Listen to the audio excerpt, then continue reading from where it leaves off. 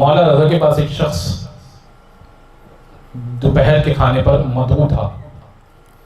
खाना खा लिया तो उस जमाने में कोई वॉश बेसिन तो हुआ नहीं करता था, वहीं पे वो तश्त लाया जाता था और एक जग या लोटा या जो भी कहिए वो लाया जाता था, और गुलाम आता था वो तश्त लेकर और वो तसला और वो तौलिया लेकर और हाथ धुलाया करता था।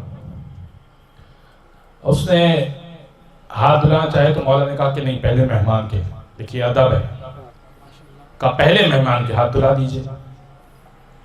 तो साहबी के हाथ धुला दिए गए, साहबी ने फिर हाथ पोंछ लिए।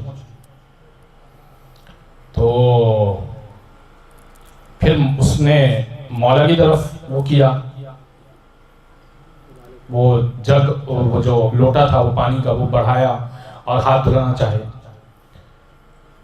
तो जैसे ही बढ़ाए तो खूबसूरत कतरे गिर रहे थे। देखें, गंदे हाथ जब धुलाए जाते हैं तो गंदा पानी गिरता है,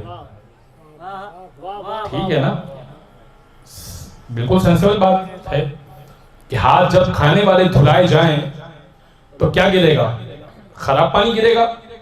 लेकिन जब मौला रज़ा के हाथ धुलाए गए तो शफाफ पानी गिर रहा था।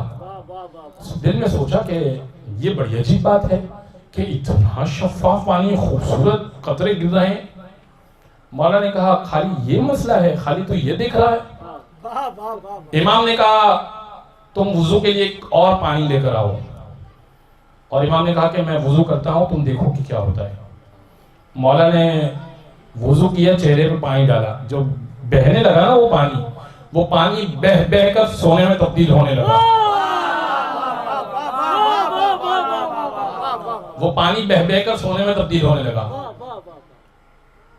फरमाया मैं इमाम हूं, मुझे इन चीजों पर फौकियत और दस्तरस हासिल है। हमसे हर तरह की नजासतें और पलीदगियां दूर हैं, हर तरह की गंदगी दूर है। लिहाजा गंदा पानी हाथ से नहीं निकलेगा, साफ पानी ही हाथ से गिरेगा। चाहे तो सोना गिरेगा, चाहे तो हीरा गिरेगा, हम जो चाहे वो गिरेगा, हम जो चाहे वो गिरेगा।